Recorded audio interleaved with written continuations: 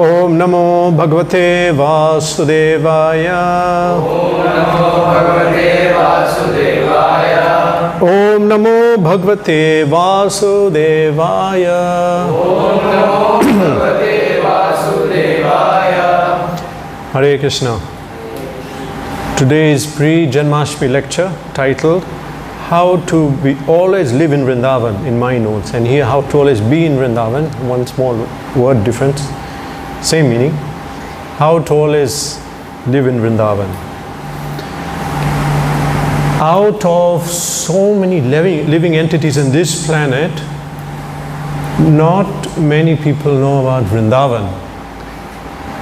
So actually many people are not even in human forms, they're in animal forms. Animals cannot comprehend these things. Then let's say, okay, some people got a human form, but getting the human form, they're not contemplating anything besides eating, sleeping, mating and defending.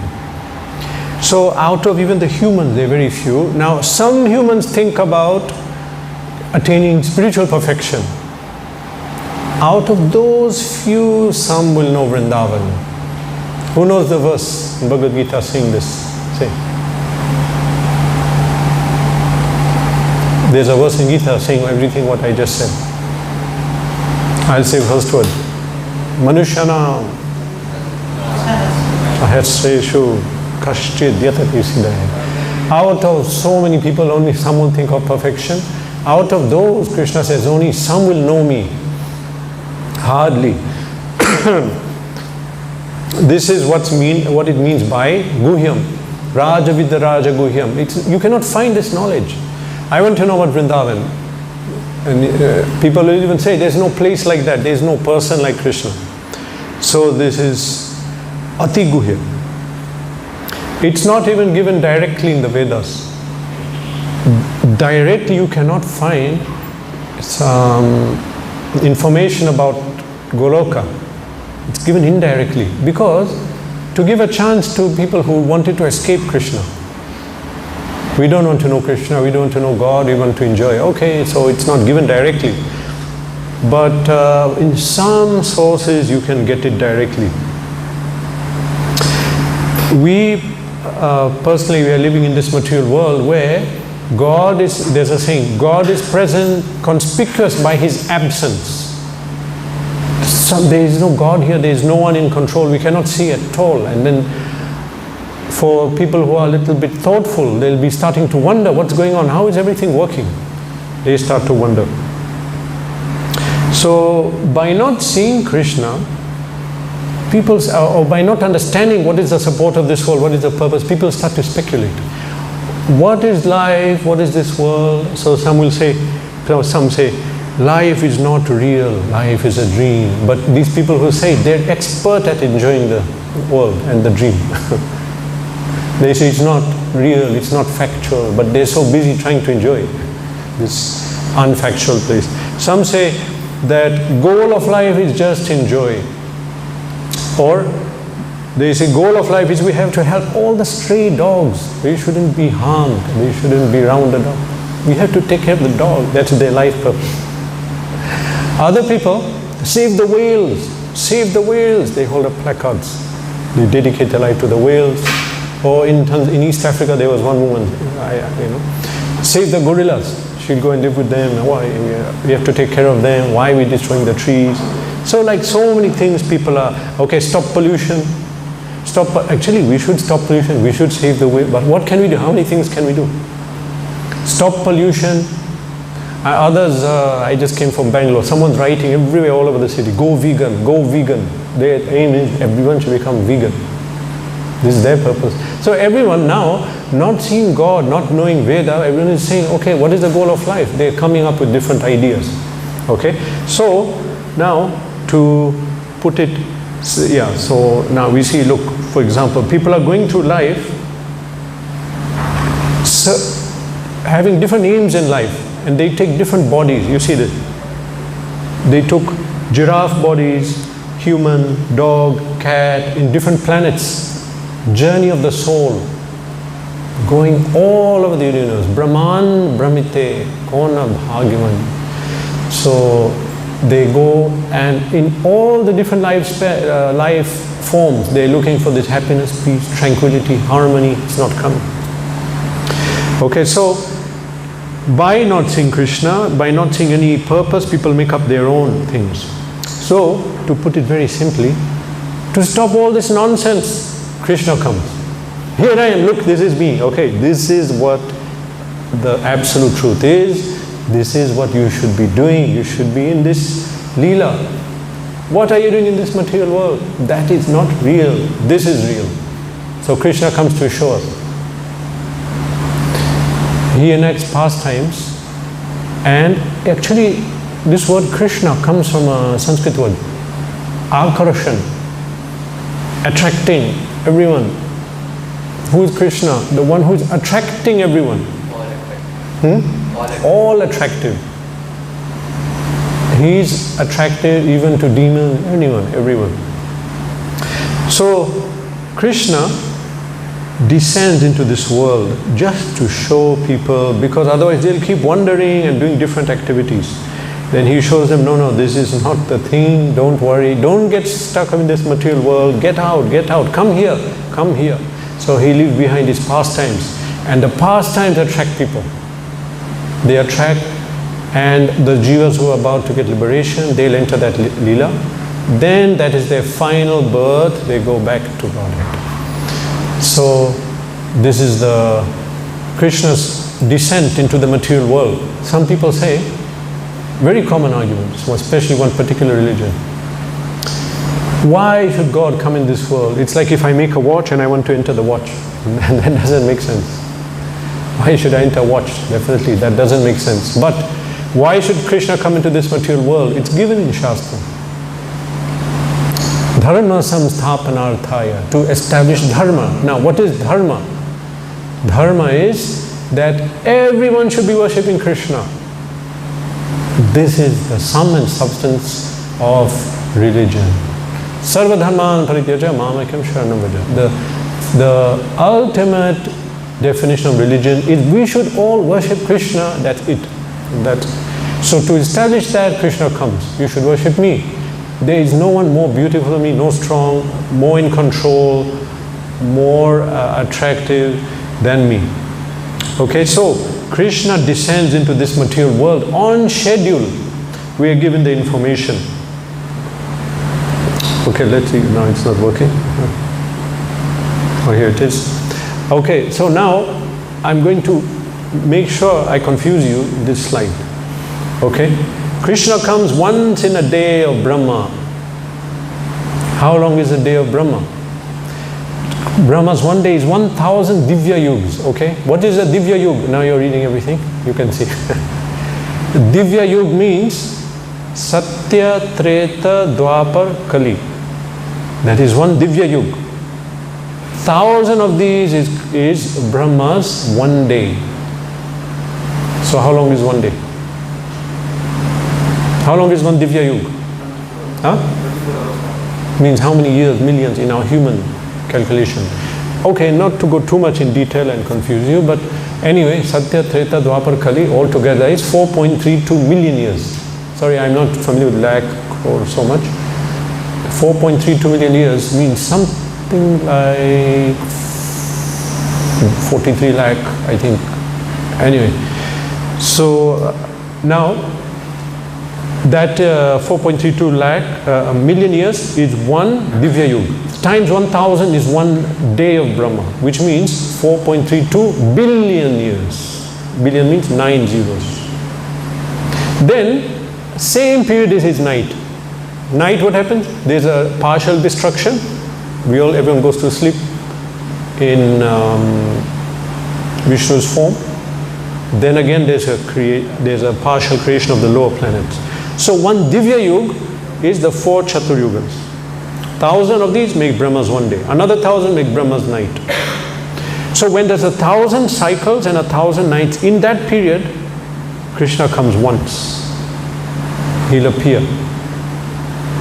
In one day of Brahma, which is 1000 Yuga cycles, there are 14 Manus. You know what's a Manu? Manus are personalities who are brought, whose purpose is to populate the planets. Therefore the word man comes from Manu and human. We descended from Manu.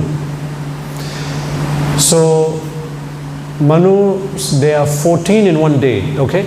And if there are 1,000 yuga cycles, 1,000 Divya Yugs and 14 Manus, it means one Manu is occupying 71 Divya Yugas. Satya, I told you I'll confuse you in this slide. Satya, Treta, Dwapara, Kali, 71 times is one Manvantara. One Manu. Then there's a destruction. Then another Manu comes, populates the universe. So these 14 Manus, they actually have names. It's not that they're names of the people, but they are like offices, Minister of Transport, Communication. Now the 7th Manu, out of the 14, that means when half of the day is there, gone, 7th Manu is called Vivasvan. Now he's called Vivasvan, son of... No, wait a minute. Son of the sun god. Vaivasvata Manu, His name is Vaivasvata Manu, who is the son of Vivasvan, the sun god. This particular Manu now, it's going on, he's there. But does not mean that you can't see him, he's not. So, 7th Manu is Vaivasvata Manu now, it's going on. So, in the 7th Manu, in the, how many Divya Yugas in one Manu? Manvantara? Huh? Great, good, okay. And on the 28th one, Krishna comes. In each day of Brahma, on the 7th Manu, in the 28th cycle, everything is given in Shastra. We know that. In fact, Krishna will come and he's come 28th cycle. Where? Now you can look at this picture here. He comes in the Yuga Sandhya of Dwapar and Kali Yuga. Then the overlap. Like we say Nrsimhadev, he didn't appear night or day. Sandhya means not night nor day, it's in between. So in the Sandhya, Dwapar is ending, Kali is beginning. It's not really Kali started, but it's not really Dwapar in the full glory. So that time Krishna appears. As soon as Krishna left, Kali started. So this is the appearance of Krishna. Supreme Personality of Godhead has given his appearance, time, day, everything, day of Brahma, not our day. He has given, calculated. It can be calculated on our calendar also. Vedas have everything, okay? But if we decide not to accept them, then it's a big problem. We'll never find this information out, okay? Now, in certain different groups, people wonder, how can Krishna be God? For example, if you talk to Muslims, they say in the Quran, in 112th verse, there's a chapter, they call it surah, it's called Al-Ikhlas. It says, Lam Yalid wa Lam Yulad. Supreme cannot beget, nor is he begotten. Supreme cannot be born, neither can he give birth. So how can Krishna be God? What is the day on Saturday we are celebrating? Birth of Krishna Day. How can this be God? He's being born. People are so confused. Simply we have to open Gita and open 3-4 verses. Krishna says, Aja, Aja, Aja, I'm unborn, I don't take birth, I don't take birth. Ajosanapi avayatma bhutanam ishwarapi san. 4.6, 10.2. Yomam ajamanadim cha veti lokamaheshwaram. Who understands that I don't take birth and I have no beginning. Asamudha samarteshu sarve pape pramuchyate. That person will be free from all sins because he understands who I am.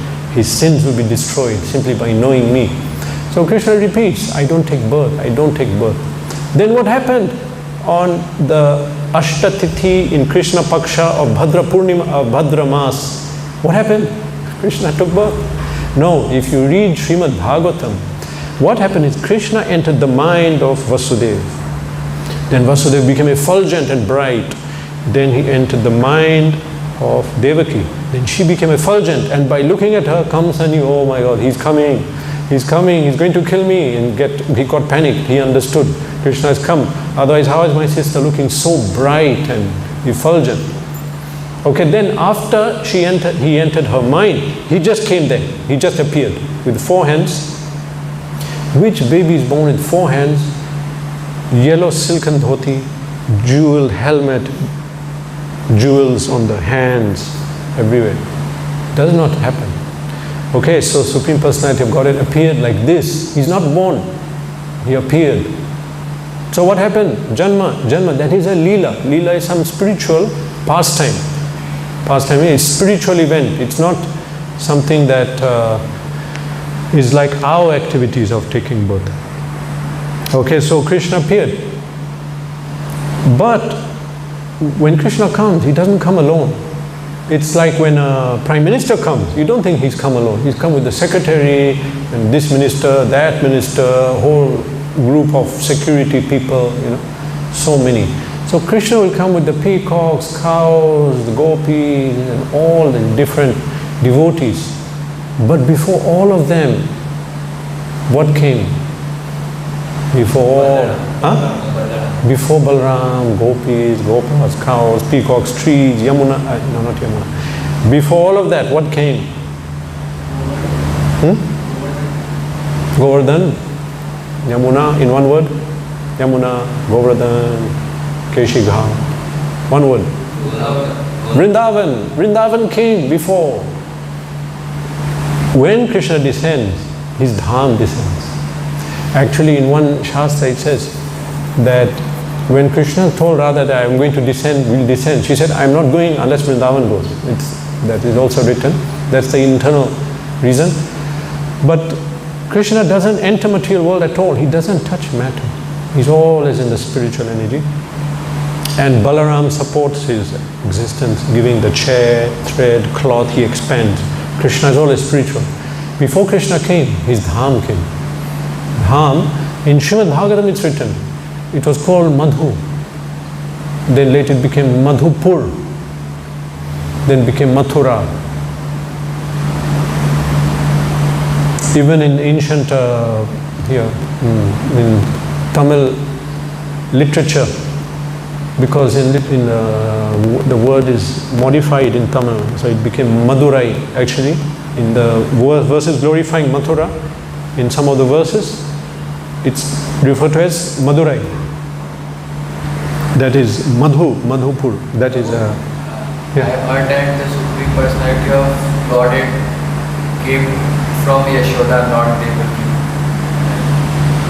The Vishnu avatar Krishna came from Devaki and the Supreme Personality now this is of going. Godhead came from Yashoda. Yeah, so now this is some deep philosophy that Supreme Personality of Godhead is in Vrindavan. Vrindavan parityaja padam ekam na gacchati. He never leaves Vrindavan, and he actually appeared there in an aprakat roop. When that roop came, then they merged. Yeah, that is there. Basically, that is there. But for Leela, Krishna confused. He came this way, that way. We say, Janma karma chame divyam. Krishna said, who can understand my birth and activity? Doesn't take birth again. Now, did you read how Krishna appeared? It's not straightforward. 7, 8 child will kill him. It comes. So, 7th child came, Balaram. Then 8 came, but he was exchanged with that one. Then this one came. Then this is the sister. It was a little bit not straightforward. In Krishna book. It's given in Krishna book. In fact, he was the 8th child. But he appeared, then he was exchanged with his sister who appeared in Vrindavan. They was exchanged. And Kamsa came and saw her, Yogamaya. Okay. So Vrindavan came before Krishna. Vrindavan is not of this material world.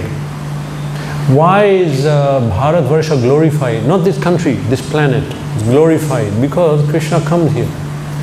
It's a special area in this whole universe where the topmost planet is given as Goloka.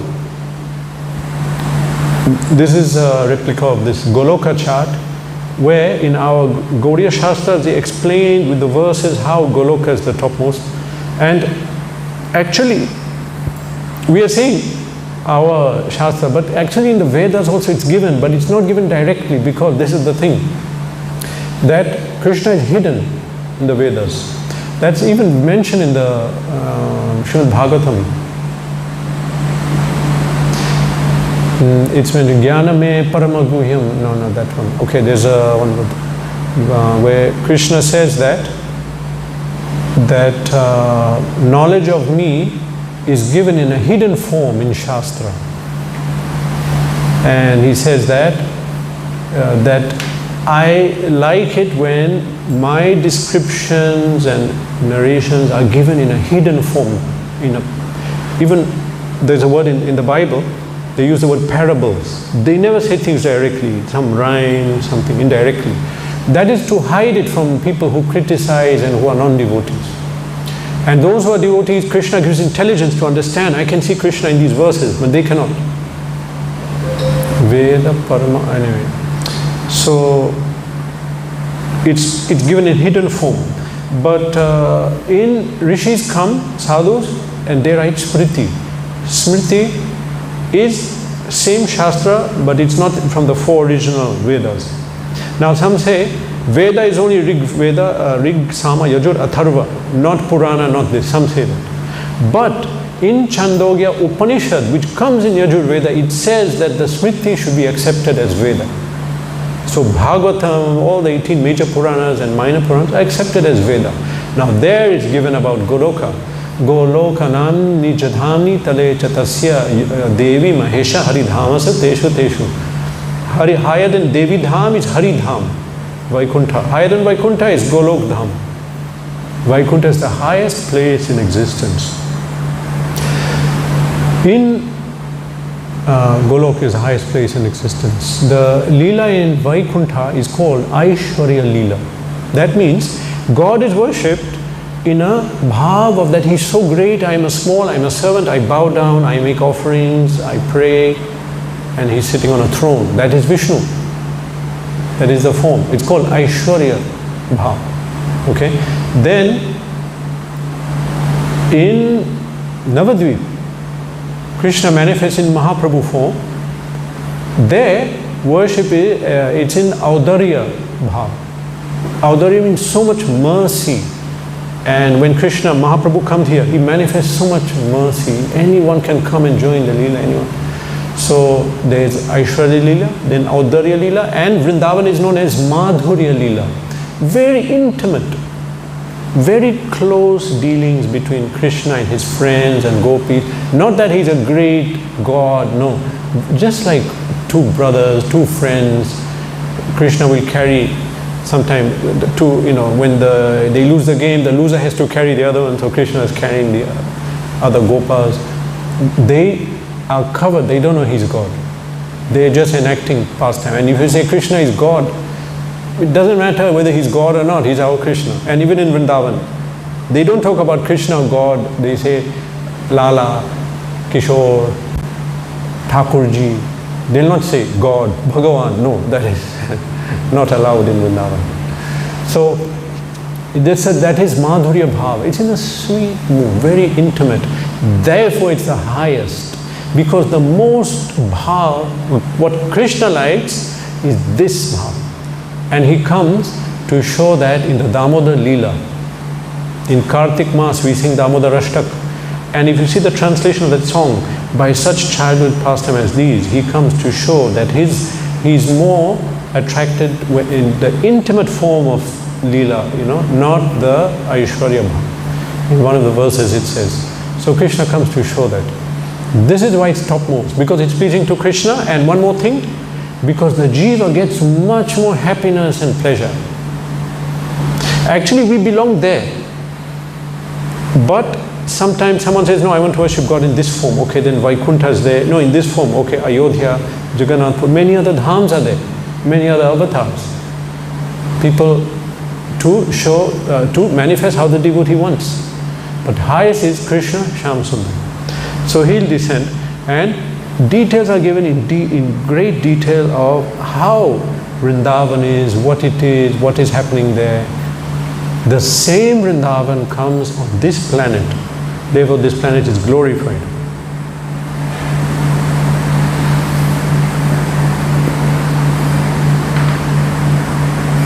What technology? Internet, 1 second, sorry. So the same Goloka came here and became Gokul. So here it's Gokul. Krishna manifested his pastimes. Now there are other considerations. Why does Krishna like to descend here? Same Leela goes on there. Now there are some details are there. I won't go so deep into that because that's other things to discuss. But there are differences. For example, Asuras only come here. They'll not come there. So Krishna likes to fight and kill, and that bhava. That's like we all like to fight, play fight, whatever.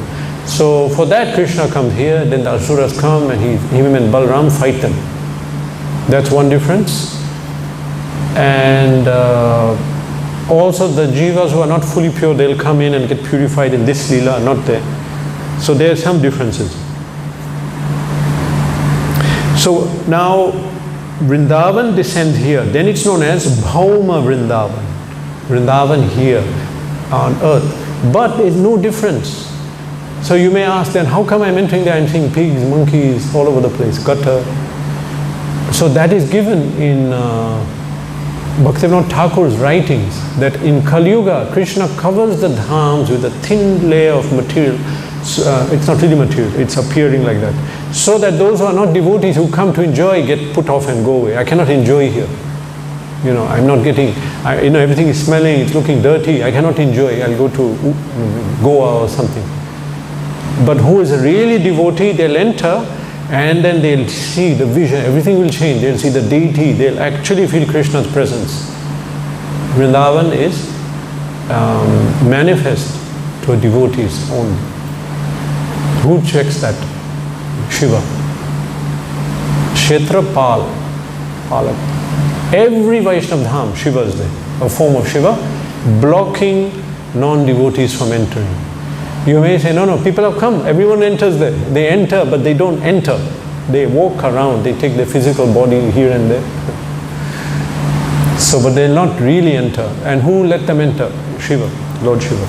There's Gopishwar Mahadev in Vrindavan, he protects the Dham. So Bhauma Vrindavan here, non-different. It's not under material laws. And Krishna willing, December, we are going there. If Krishna wills, right? It's not under material law. It's under different laws. If you suffer in the Dham, it's purification. If you get sick in the Dham, purification. It's a very good thing. So now for devotees of Krishna, Krishna is worshipable, but the Dham is also worshipable. Aradhya Bhagavan Vrajesha Tanaya Tadhama Vrindavanam. Chaitanya Mahaprabhu. The Gaudiya Vaishnava mood and you can say philosophy is given in this one verse. The first line is that Aradhya Bhagavan, we worship Vrajesh. Vraja means Vrindavan. Vrajesh, the master Vrindavan. Who is it? Nanda Maharaj. He is ruling Vrindavan. Nanda Maharaj. And Krishna came as his son. Krishna is his son eternally. Vrajesh means Vrajesha Tanaya. Aradhya Bhagavan Vrajesha Tanaya. We worship the son of the master of Vrindavan, which is Krishna. Tadhama Vrindavanam and Vrindavan. We worship Vrindavan also. We worship Vrindavan and Krishna, the son of the master of Vrindavan. So therefore devotees worship Vrindavan and Krishna. How do we worship Vrindavan? We go there, we talk about it, we meditate on it, we remember it. Vrindavan is no different from Krishna. Actually it's Balram's energy manifested, but it's non-different. Anything connected to Krishna is Krishna. This is mentioned in Chaitanya Charitamrita Madhya Leela. Krishna Nam, Krishna Gun, Krishna Leela Vrinda, Krishnera Swarup Sama Sabha Chidananda. Krishna's holy name, transcendental qualities and transcendental pastimes are all equal to Lord Krishna himself. They are all spiritual and full of bliss.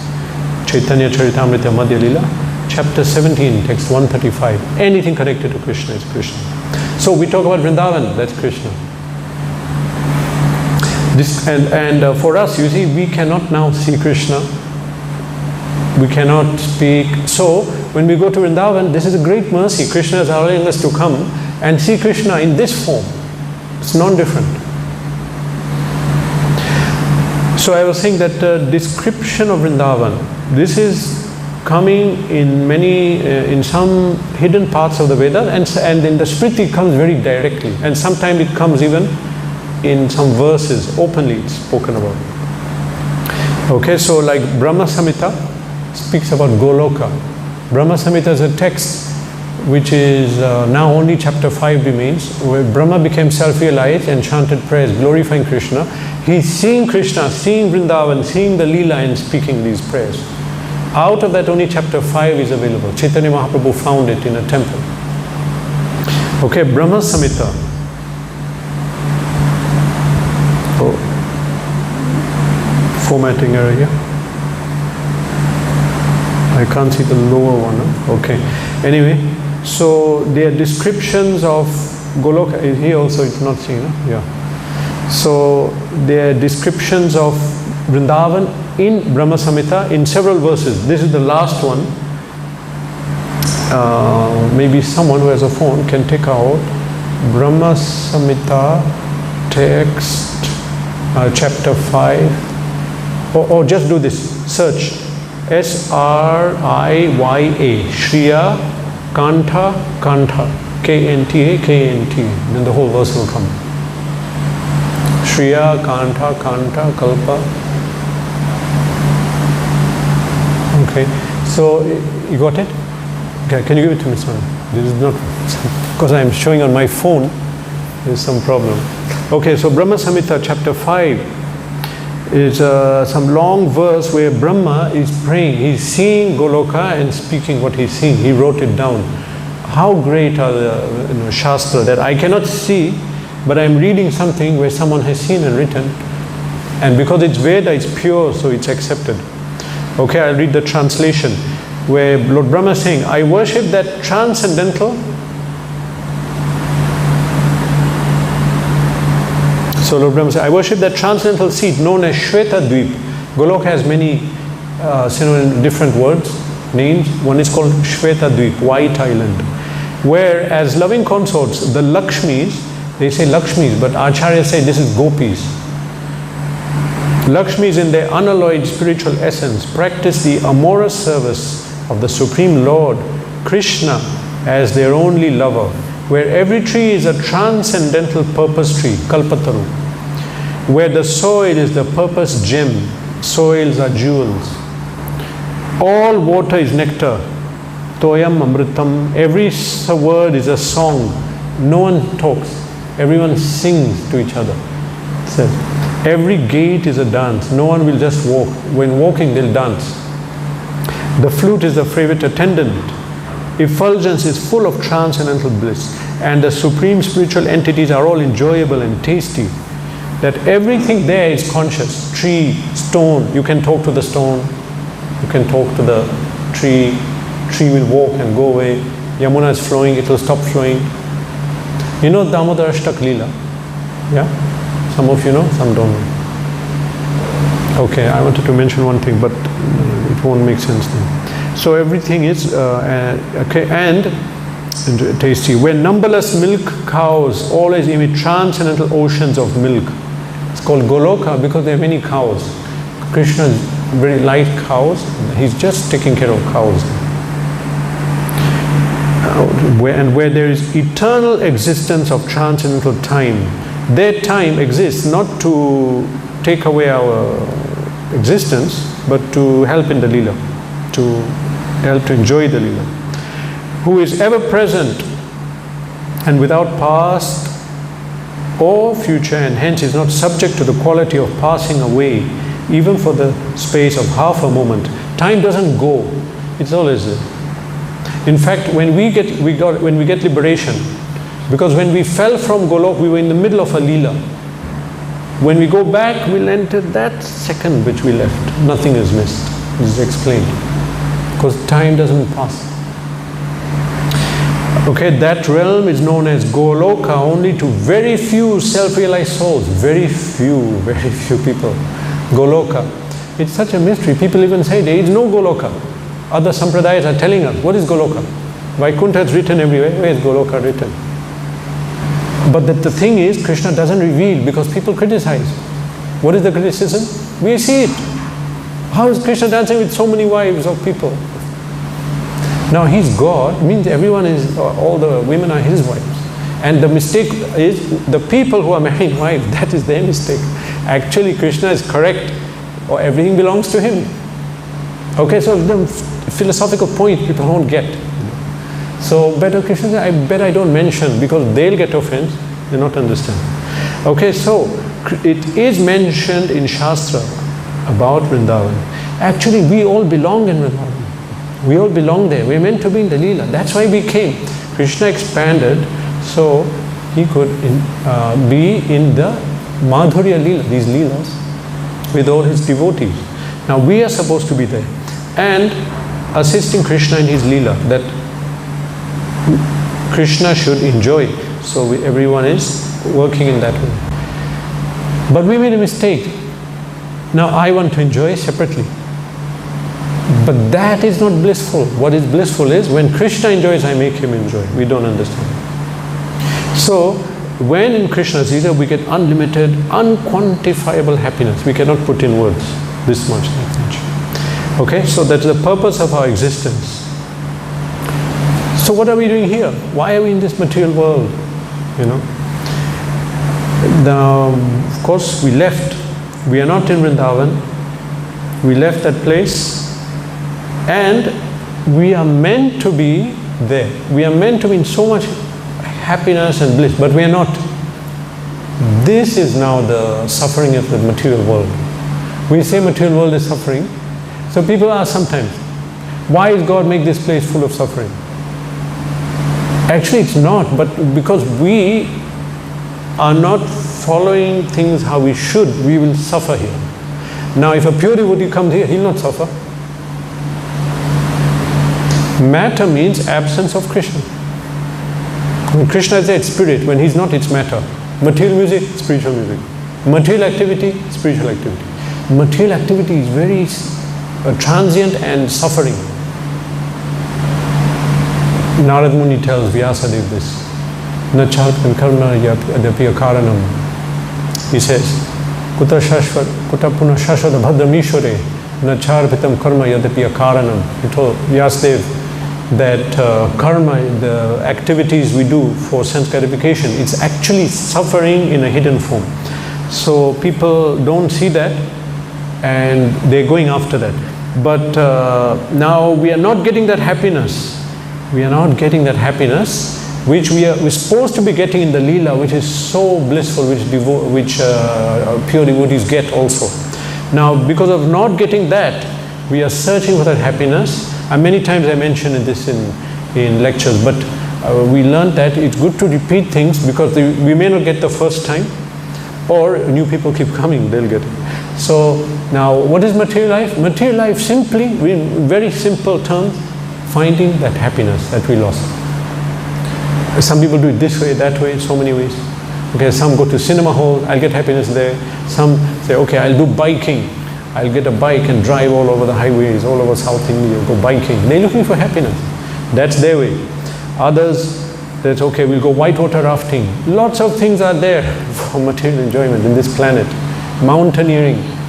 Anything they'll do except come and worship Krishna. No, no time. So, you know, people search everywhere. They're searching even social media. Why do we go on social media? We're looking for Krishna. We don't know that. We are looking for happiness. We are looking for something. Then I'll be happy. Change of my circumstance, change of my character, change of hobby, change something. Okay, so we're all looking for that. We are looking for that feeling which we are missing, when we're in the Leela of Krishna, which we left. Now we're looking here, but it's covered. We don't know who's Krishna, what is the Leela. So we're not getting it. Now very few gradually will come to that point in this planet. We shouldn't be surprised, they're few, especially Kali Yuga, because most degraded souls, they came here to escape Krishna. Now that if they're not coming to narrations where Krishna is discussed, it's understandable.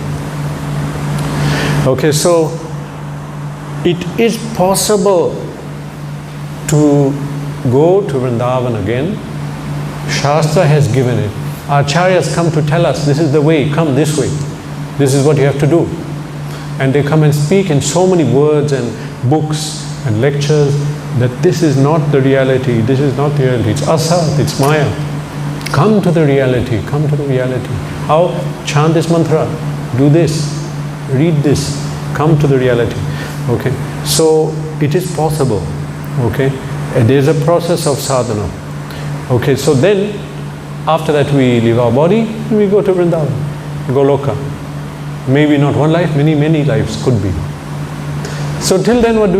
We'll suffer in this world, material world. What do? We are here. I'm not liberated. I'm here in this world. I want to get liberated. I want to be in Vrindavan. There's a verse here in Mathura Mahatmya. O ignorant material beings. By the way, this is in Skanda Purana. Mathura Mahatmya, 2nd canto, chapter 18, text 32. O ignorant material beings, intoxicated with the sensual pleasures, listen carefully. If you desire divine bliss, then reside in Braj, unceasingly. Always be in Vrindavan. Where's Vrindavan? I'm in Khatpadi. I want to be happy. I want to go to Vrindavan. Some of our acharyas, they never went to Vrindavan, but they were in Vrindavan. Okay, now what we want to say, that we can live in Vrindavan. We don't have to go. We have to understand. We have to understand what is Vrindavan. First understand, okay? And we have to change our consciousness, okay? Vrindavan is a state of mind. It's a consciousness. There's a disciple of Srila Prabhupada. When Prabhupada was in his last years, last months, he was in UK. And he was anyway getting sick. So then he went to London, and then they told him this and this and that, you're not going to live long. And he said, okay, let's go to Vrindavan. So they went, traveled, came back to Vrindavan, came to the temple, came to his kutir. He's there. Then some events happened where the person taking care of Prabhupada could sense some spiritual experience. And he said, Srila Prabhupada is on a different consciousness than us. Everything he sees and does is different. And then he concluded, Prabhupada never left Vrindavan. Even when he went to the West, he never left Vrindavan. He was always in that consciousness here and there. It's not different. Even in the West, in many different circumstances, Prabhupada was always on the spiritual mood. The people could understand that he's not one of us. And he gave example. He said that once they were walking, and this, he said this happened many times. They were walking on a main road in London, and there were these beggars just sitting with torn cloth, and they don't know who they are. They don't know who the beggars are. Beggars don't know who they are. Just walking in a random street. All of them got up, took off their hats, and stood like this at attention when Prabhupada passed.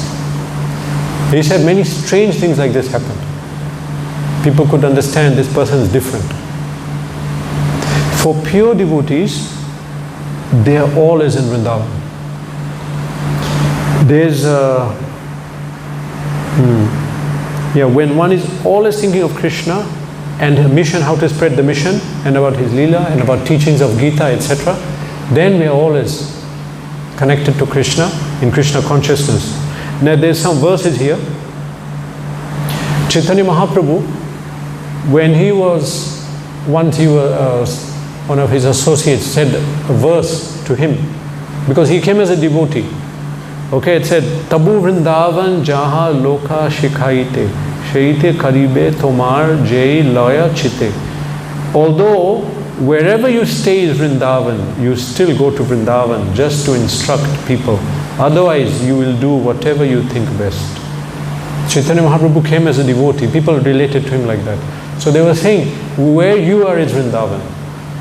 You didn't need to go to Vrindavan, but you went just to show people we should go to Vrindavan. We can organize our life so we are always on a spiritual platform. As I mentioned, what we are calling suffering in this material world, Devotees who come and they're pure, they don't feel the suffering. In fact, there's a name Prabhupada gave one of his disciples. It's called Bhavananda. You might have heard this. A few times we spoke about this. Bhava means taking birth. Ananda. They used to call him Bhavananda. Bhav. That you can understand. Bhav, feeling. Bhavananda. But one day Prabhupada said his name is not Bhavananda, it's Bhavananda. Bhavananda. Now Bhava means taking birth. Now all of Prabhupada's books is saying that birth is suffering, come out of birth and death. Now who's going to enjoy taking birth? So why are you calling him Bhavananda? Then I asked Prabhupada very respectfully, why are we calling him Bhavananda? One who enjoys taking birth.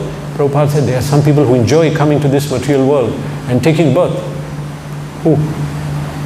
Prabhupada said pure devotees of Krishna who come just to take the souls back. Because they understand that Krishna is thinking, oh my jiva, souls are here, they're suffering. I want them to come back. But I can't interfere in their free will. I can't tell them, you love me, why aren't you loving me? I can't do that. But the other souls go in and what are you doing? He created everything. He is the original Lord of our creation. You should worship Him. You should come back to Him. Come and enter the Leela again. So they enjoy doing that. So they're called Bhavananda, pure devotees.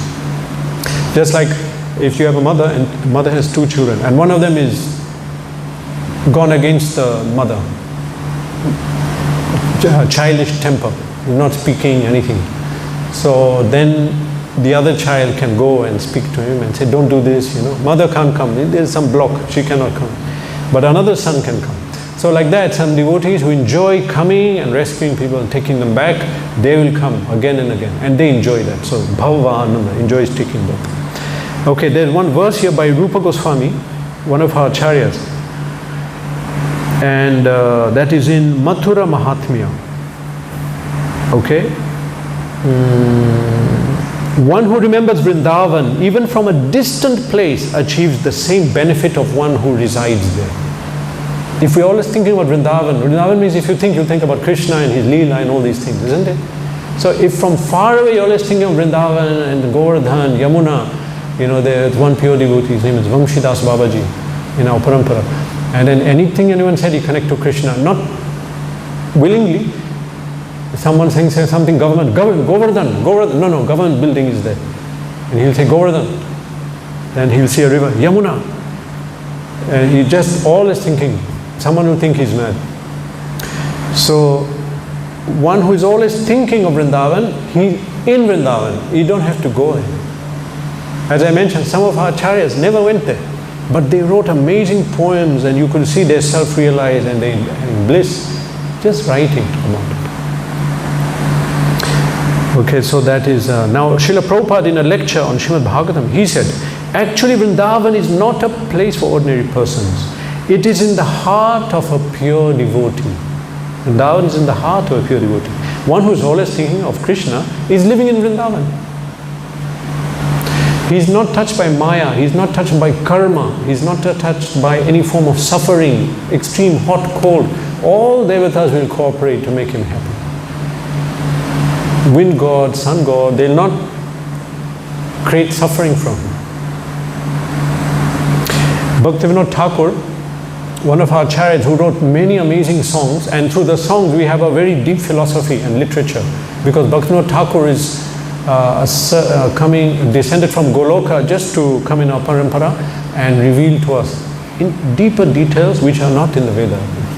It will not be there. So he wrote in one bhajan, Jedina grihe bhajana dekhi grihete goloka bhaya. He read, one day while performing devotional practice in my house, I saw my house transformed into Goloka Vrindavan. And he's saying, one who practices bhakti at home, that is Vrindavan. That is called an ashram. Now we are still in Brahmachari ashram. And grahasthas who are practicing, they are called grahastha ashram. That's also an ashram. Ashram is a place where spiritual activities are practiced. So that is taken from a bhajan called Shuddha Bhakta by Bhaktivinoda Thakur. He said, where I saw, when I see these devotional practices going on, I think that this is Vrindavan. Okay, now Skanda Purana, Mathura Kand, this whole section, on Mathura. There it's written, those who contemplate that, I will go to Mathura, I will reside in Braj. They also become free from Maya. There's one Acharya, his name is Prabodh, I forgot his name actually.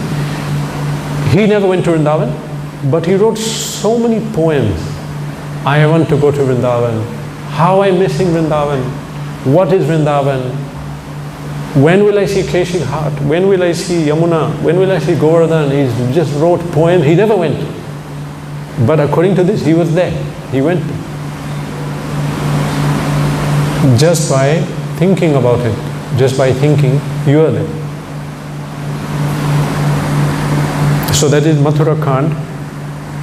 If someone just says, I will reside, they will go there. And we have experience because we go to Vrindavan.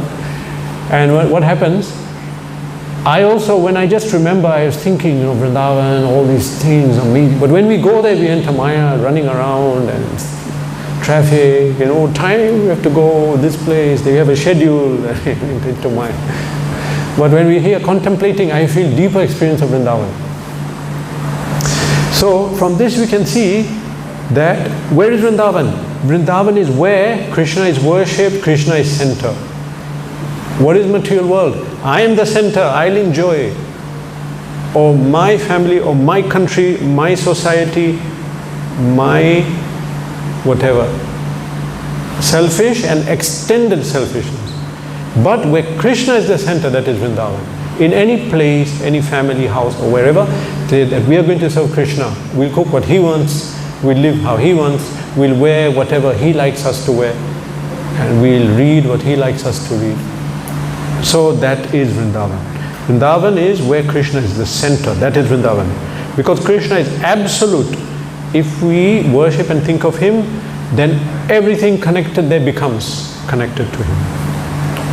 Okay, there's one common verse I always quote, Krishna Surya Sama Maya Haya Andhakara Jaha Krishna Taha Nahi Maya Adhikara. Chaitanya Charitamrita. Krishna is like the sun, Maya is like darkness. Where the sun is, darkness cannot be. So where Krishna is, Maya cannot be. Somehow, if we daily read Gita, read books, chant, associated devotees, take prasad, we get purified. Prabhupada said, do this your whole life, you will get liberated. Practicing, remembering Krishna all the time. One has to give up that self-enjoying propensity. So easy to say, no, but it's difficult to do. Because even Krishna gives dharma, gives the religion, now that we want to enjoy also. We'll twist it that we'll enjoy that. But everything should be for Krishna's pleasure. This requires training, I cannot say in one lecture. But it's difficult because for many lifetimes I took birth thinking how I'm going to enjoy, what I want to eat, I have 5 senses, how I'll enjoy them. We think like that naturally. To come out of it is very difficult. Changing your desire is difficult. If anyone here, like me or any of us, have a certain habit, to give it up is hard. But now we are talking about lifetimes and lifetimes that I'm enjoying. Now Krishna is enjoyer. This is something strange for us. And for some people it's scary. They'll not come. And if we keep talking about it, they'll not want to be associated because they get afraid that you're telling me not to enjoy. It's a horrible thing for them. But they don't have knowledge that actually the real enjoyment is there, not this, what we think. Okay, so how to give up this enjoying propensity? Because when we enjoy something, say in a past life, something called a samskar is formed. That samskar is formed and vasan. Vasan means when you enjoy something, there's a memory of that enjoying moment, bhav, which you cannot forget, so you want to again do it. This is called vasan. And because we have samskar, that means memories of so many of these enjoying things. Now if you say, no, don't do it. Like someone, say, is eating meat and he likes that taste. Now you say, give it up. That taste, pleasure, that is vasan. You cannot give it. Okay? This is very difficult. A thief knows it's bad. If I steal, I get punished, I'll go to jail. He knows. Not that he doesn't know. He'll do it still. He'll go and suffer. So to give up this vasan, these memories, is so difficult that we just keep sinning again. Okay, so in Kali Yuga, all of us born now, we cannot even approach Krishna We have no adhikar to chant. We have no adhikar to approach a deity and say anything. Even to forget about diksha, doing yajna, we cannot do that. We don't have adhikar. But something very special happened in this Kali Yuga. Every 2000 Kali Yugas, Krishna comes. Everyone knows that. I mean, it's in Mahabharata, it's in places. This calculation I gave you, when he comes. But what they don't know, someone else comes after Krishna. Who is that? Chaitanya Mahaprabhu. Now, Mahaprabhu comes and we say, most merciful, Namo Mahavadanyaya, merciful incarnation. But no one understands what this means. We don't have adhikar to approach Krishna. We are meant to suffer like really a lot. But Chaitanya Mahaprabhu has brought a mantra. Now you chant that mantra and you worship him, we destroy the sins and we get adhikar to approach Krishna. It's a very mystical, strange process. But Krishna appears as Chaitanya Mahaprabhu. If we take shelter of him, then we can come to Krishna. But how to take shelter? But even to take shelter of Chaitanya Mahaprabhu is so difficult. Because other things are in our mind. So now there's a bhajan written by Narottam Das Thakur. Ar kabe nitai chande karuna hoibe sansara vasana mor kabe tu chahabe. He says that when will Lord Nityananda's mercy be bestowed upon me? When he does that, sansara vasana mor kabe tu chahabe. Then my vasan, all these material desires, powerful, they will go, they'll become insignificant. This is a very powerful statement. How can this happen? How can someone is addicted to bad habits? But we saw it. Prabhupada went to the West. You know what are the 4 regulative principles? The 4 regulative principles? No illicit sex, no intoxication, no meat eating, no gambling.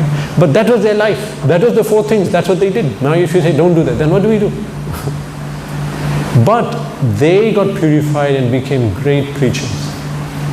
It's a powerful statement to say that we'll give up all these material things and become devotees and always think of Krishna and be in Vrindavan. But we need practical, it's easy to say in lecture, but the practical thing is here, that the bhajans are instructing us that when we get mercy of Nityananda, Krishna's expansion of Balaram, incarnated as Nityananda. So when Nityananda gives his mercy, then our material desires will be changed to spiritual. And this is a big miracle. Now we're just seeing, we became familiar with it. But in Kumbh Mela, once Prabhupada had gone in 1977. So at that time, one yogi came and he said, I'm going to all the tents and seeing who's the greatest yogi. So what can you do? So immediately Prabhupada turned, he said, you see these people here? They're from Western countries. In scripturally, what you'd call mlechas, yavanas, out of Vedic culture, in a sinful birth. He said, I turned them into Vaishnavas. Then that person looked and he contemplated, he said, yes, this is the greatest thing. Nobody can do that. So it's not possible. But because of mercy of Nityananda. Now another thing is there. You're talking about mercy of Nityananda. Where's Nityananda? I want to get his mercy. How will I get it? So these are philosophical points. That Gaura Nitai, Chaitanya Nityananda, they are known as Guru Gauranga. Guru Gauranga's mercy will save us. Nothing else will save us in Kali Yuga. First we have to understand what is their philosophy, how they will save. Because Nityananda had manifest as the Guru. We say Guru Gauranga because the Diksha Guru or even Srila Prabhupada is a manifestation of Nityananda. He expands to the Guru. Now if we want to destroy our hard attachment to this material world and come to Vrindavan consciousness, we have to serve the Guru. How do you serve the Guru? Follow his order. Please the Guru. When he's pleased with you, we get the mercy of Nityananda. Samsara vasanamor kabe tuchahab. Then our samskars and vasan, the material desires become destroyed, becomes you. So, through the mercy of Sri Guru, we get mercy of Nityananda. When that stage comes, next, then we attain Chaitanya Mahaprabhu's mercy. By Chaitanya Mahaprabhu's mercy, we are able to do bhakti without interruption in a peaceful mind. When we do that, then Mahaprabhu's mercy, we'll get the mercy of Radha Krishna Bhakti. This is the method for getting bhakti and coming to Vrindavan, consciousness in this age. Otherwise it's very difficult. How will we do it? How can people who are addicted to so many things, you say now give it up. People cannot give up cigarette whole life, we have seen it. It's very difficult. But by Mahaprabhu's mercy. So we have to understand, Chaitanya Mahaprabhu, Gaur Nitai, who are these personalities? They don't come every Kali Yuga. This movement is like some great benediction, but even that we won't understand. We'll only, when we start to practice, read, slowly we begin to understand what is this philosophy, who am I, where am I, what is going on. Then we understand, oh, I was saved. Then we'll be able to apply ourselves. So, how to please Sri Guru and please Nityananda and please Gauranga? Preaching. Nityananda Prabhu preached. He preached propagating the Sankirtan movement. Okay? Many bhajans explain this. This bhajan, Nitai Gunamani, anyway, you don't know. But there it says that Premer Varya Loya Nitai Aila Goda Deshe Dubilo Bhaktagana Dinahina Base. When Nityananda left Jagannath Puri, Chaitanya Mahaprabhu told him, you go back and preach in Bengal. Don't be with me in Jagannath Puri, you have to preach. So he came back to Bengal and he preached widely and everyone was drowned in love of God, he said. So anyway, by preaching this movement, it's a special gift that we have been given, that this is a preaching movement. We have to engage in the Sankirtan movement. That means we have to distribute books, distribute the holy name through Sankirtan, distribute prasad. When we spread the mercy of Nityananda, we'll become purified. The current will flow through us to preach, to purify others, we'll get purified. How to get purified? Serve Gaur Nitai. How to serve Gaur Nitai? Spread the Sankirtan movement. Okay, first you have to know what is Sankirtan movement. You have to read the books, chant, become qualified. But this is a preaching movement. Once you know, we engage in spreading it, then we'll get purified. Okay, I want to finish with a story here of some event that happened. Okay, there's a disciple of Srila Prabhupada called Radha Kund Devi Dasi. She is a disciple of Prabhupada. Her name is Radha Kund. She lived in Vrindavan. She distributed books almost 50 years, 40 years, non-stop. Then one day in Vrindavan, she wandered to Radha Kund area. And there, one Babaji told her that you want to come to the deeper knowledge of bhakti? Yes. You want Krishna prem? Yes. And she said, I looked at him, he looked so spiritual, I had a spiritual feeling, then I listened to him. He said, come here, chant this mantra, and you will reveal your identity, and who you are to Krishna, something. Not what we would normally teach in our classes. So she said that, I came, I stopped distributing books, stopped everything. Gradually I started into this, and I stopped distributing books after many years. Then she said, I had a dream. In the dream, Prabhupada came and looked at her standing and looking angry and said, come with me. So he took her. They entered Vrindavan, came to Govardhan, came to Radha Kund in the dream, entered into Radha Kund deep inside. And then she said, now what is in Radha Kund? What is so deep? And down at the bottom, she saw Prabhupada with many books. And many suffering souls are saying, crying, me, give me. Then Prabhupada is giving them the books. They are suffering. They want to be saved. So Prabhupada is giving them books. Here. They're getting the books and becoming happy and peaceful. Means they're getting knowledge of God. Then Prabhupada turned to her, aren't you going to help me? So she came and gave out the books. Then she woke up and realized, I did a big mistake. Oh yeah, then Prabhupada said in the dream, the essence of Radha Kund and Vrindavan is you spreading this knowledge in book distribution. This is the essence of Vrindavan. This is Vrindavan. This is Radha Kund. So she went back to book distribution. She woke up crying. She said, how can I leave Prabhupada? How can I stop my topmost service. So anyway, always live in Vrindavan by thinking about Krishna, but we cannot do that. How do we do it? We have to engage in the Sankirtan movement. Chant Hare Krishna, follow the principles, but preaching is a shortcut to purification. And Chaitanya Mahaprabhu has ordered everyone. He said, especially in India, Bharat Bhumi Aile Manushya Janma Yar Janma Satak Kari Kara Paropkar. Everyone born in India, Chaitanya Mahaprabhu said, must perfect their life to this knowledge and then should spread it for everyone else. So, how to be in Vrindavan? Serve Mahaprabhu and Krishna by following this movement. Gradually we become purified, then we can always think of Krishna. Not that we have to go to Vrindavan, wherever we are, because we become free from Maya, free from all sinful reactions. Okay, Hare Krishna. Any questions? Okay, so I'll end it here. Hare Krishna. Srimad Bhagavad Gita ki jai. Two announcements, major announcements.